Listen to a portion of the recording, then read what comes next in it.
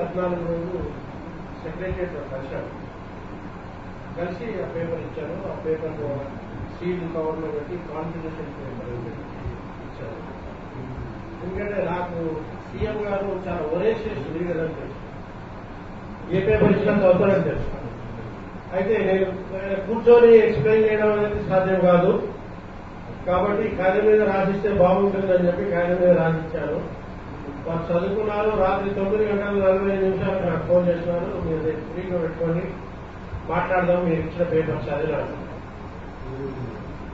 ఆ రేపు ఇంకా రాలేదు. అయితే ఈ గోదావరి పైన, కృష్ణా రివర్ పైన నేను ఈ బ్యారేజ్ అని ప్రపోజ్ చేసి అందులో navigation, pisciculture, non silting of reservoirs, తర్వాత ఇంప్రూవ్మెంట్ ఆఫ్ ఇది గ్రౌండ్ వాటర్ అనేవన్నీ కూడా నేను డీటెయిల్ ఎక్స్ప్లెయిన్ చేశాను.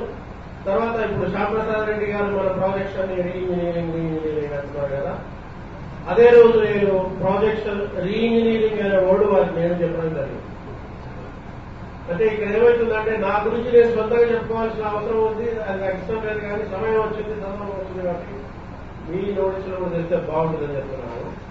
అయితే ఈ రీఇంజనీరింగ్ అనే వర్డ్ ఆ రోజు వారికి ఇంట్రడ్యూస్ చేసింది నేనే. కానీ మరి ఇప్పుడు మన శ్యామప్రసాద్ రెడ్డి గారు అన్ని గవర్నమెంట్ తరఫున కూడా మనకు కొన్ని క్లారిఫికేషన్స్ ఇస్తున్నారు. కాబట్టి ఈ సందర్భంలో వారికి కూడా ఇది వారికి తెలుసో తెలియదో నాకు తెలీదు. మీరు లైజర్ ఆఫీసర్ ఇరిగేషన్ మినిస్టర్ కదా, ఇరిగేషన్ మినిస్టర్ గారికి కూడా ఇచ్చాను. ఏది నేను ఇచ్చిన పేపర్ మీరు చూసారా? బ్రీతింగ్ పాయింట్ ఏది యూస్ఫుల్నెస్ దా? You can't comment it. Yes, I know it. I know your limitation. You cannot comment on that. You cannot express your feelings or opinions of. It's okay. కాబట్టి ఇక్కడ ఏంటంటే మన దగ్గర కావాల్సినంత టాలెన్సీ ఉంది. ఉన్న టాలెన్సీని వాడుకోండి. అయితే ఈ సందర్భంలో మేము ఇంకో విషయం ఉంది. మనం హుస్సేన్ సాగర్ లో గణేష్ నిమజ్జనం చేస్తున్నాం. అయితే 1981 నుంచి చేస్తున్నాం. అజయ్ గారు చూస్తున్నాం. అయితే మేము ఇరిగేషన్ డిపార్ట్మెంట్ లో చెరువులు కట్టాలి, చెరువులు ఉపయోగపడాలి కానీ మేము చెరువు ముంచేందుకు చేశాం. అది బాగలేదని చెప్పి ఆ చెరువులు క్లీన్ గా ఎట్లా పెట్టాలని నేను ఒక కాన్సెప్ట్ తయారు చేసి ఇచ్చాను. హెచ్ఎండి వాళ్ళు టైమ్స్ ఆఫ్ ఇండియా కూడా పంపించారు. కానీ అది that is not seeing the life.